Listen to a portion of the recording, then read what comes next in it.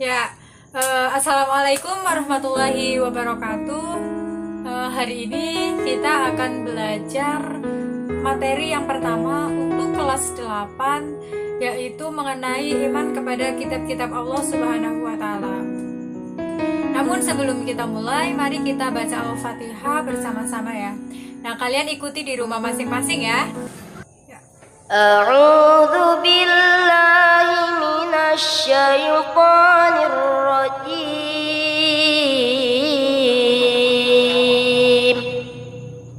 Bismillahirrahmanirrahim. Alhamdulillahi rabbil alamin.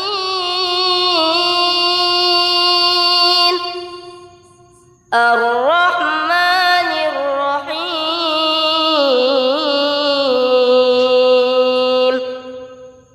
Maliki yaumiddin.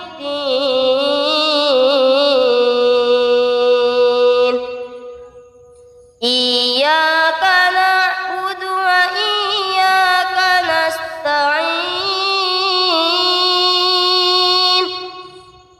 Ihdinas siratal mustaqim. Siratal ladzina an'amta 'alaihim ghairil maghdubi 'alaihim waladdallin.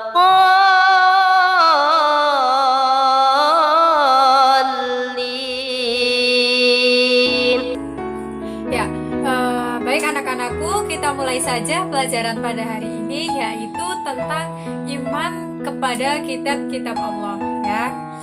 Nah, dalam agama Islam itu dikenal 4 buah kitab yang wajib kita percayai serta kita imani ya. Jumlah kitab suci sebenarnya itu tidak dijelaskan dalam Al-Quran juga dalam hadis, selain dari kitab Allah yang ditunjukkan kepada Rasul melalui malaikat Jibril.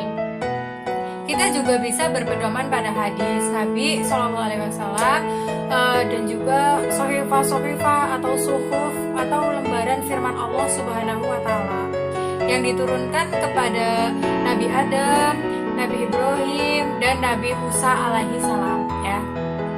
Percaya kepada kitab-kitab Allah Subhanahu wa Ta'ala itu hukumnya wajib ain atau wajib bagi seluruh warga muslim di seluruh dunia.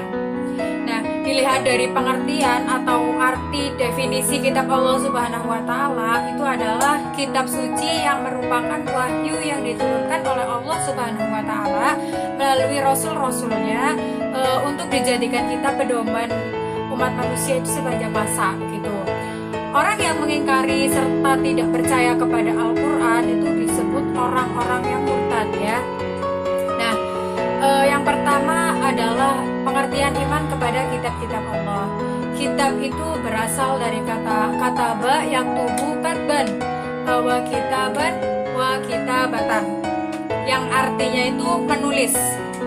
Dalam bahasa Arab itu kata kitabun itu artinya buku ya. Nah, iman kepada kitab Allah Subhanahu wa Ta'ala itu berarti kita itu percaya dan yakin dengan sepenuh hati bahwa Allah itu telah menurunkan kitab-kitabnya kepada para rasulnya untuk disampaikan kepada umat manusia sebagai petunjuk dan juga pedoman hidup agar dapat meraih kebahagiaan di dunia dan di akhirat gitu ya.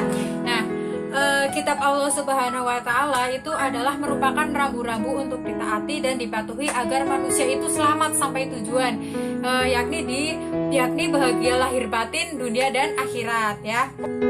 Nah, dengan adanya kitab-kitab Allah ini, manusia itu dapat membedakan mana yang hak, mana yang batil, dan juga mana yang bermanfaat, mana yang mengandung mudarat.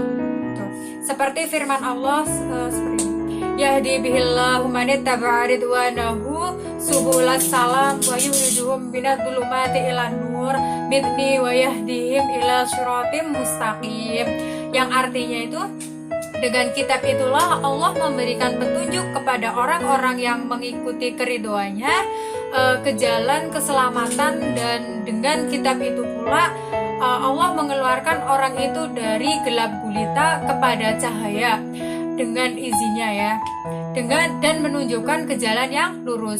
Itu Quran surat Al-Maidah ayat 16. Nah, makna iman kepada kitab Allah ini berarti kita itu harus yakin ya, kita itu harus yakin dengan sepenuh hati bahwa Allah itu telah menurunkan kitab-kitabnya kepada para rasulnya ya. Untuk dijadikan pedoman hidup bagi manusia ya. Dalam hal ini Allah Subhanahu wa taala itu berfirman dalam surat An-Nisa ayat 136 yang artinya, wahai orang-orang yang beriman, tetaplah beriman kepada Allah dan Rasulnya, dan kepada kitab Allah yang diturunkan kepada Rasulnya, serta kitab yang Allah turunkan sebelumnya.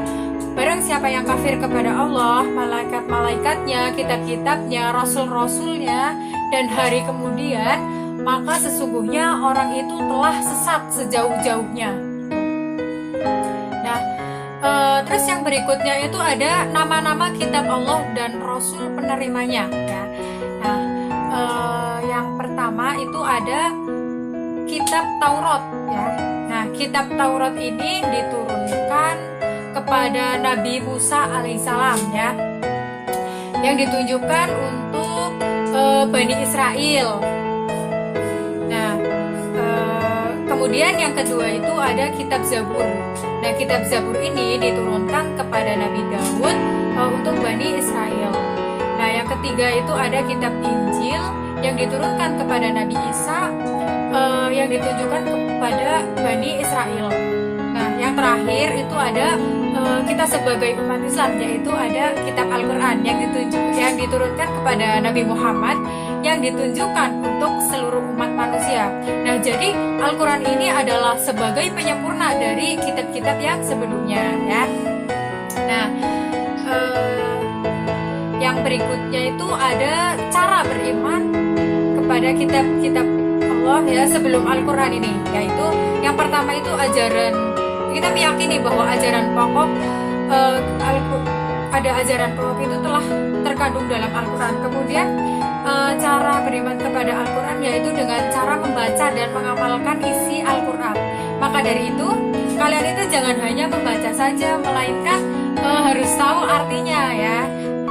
Jadi kalian itu harus tahu arti atau makna yang terkandung dalam Al-Quran ya, supaya kalian itu bisa mendapatkan petunjuk dari Allah Subhanahu wa taala. Jadi kalau kita hanya membaca saja tanpa tahu artinya, maka tidak mungkin orang itu dapat petunjuk kalau dia itu tidak mengerti apa yang dibacanya gitu.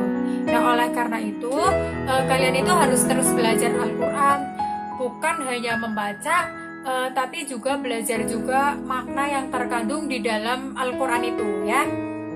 Nah, yang terakhir itu ada hikmah beriman kepada kitab-kitab Allah. Yang pertama itu bisa menjadi petunjuk dan pedoman manusia. Yang kedua itu memperkuat keimanan ya. Jadi orang kalau beriman kepada kitab Allah, imannya itu akan semakin kuat ya, akan semakin meningkat. Kemudian yang ketiga itu ada menanamkan nilai-nilai toleransi. Nah, baik, untuk kegiatan selanjutnya silakan kalian kerjakan ini LKS itu halaman ini berapa? Ini halaman 5 ya. Silakan dikerjakan. Jawabannya itu dikirim ke Ibu via WhatsApp ya.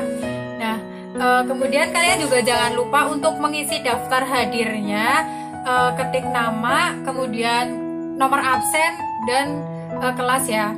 Itu. Baik, sekian dari Ibu. Ibu akhiri. Wassalamualaikum warahmatullahi wabarakatuh.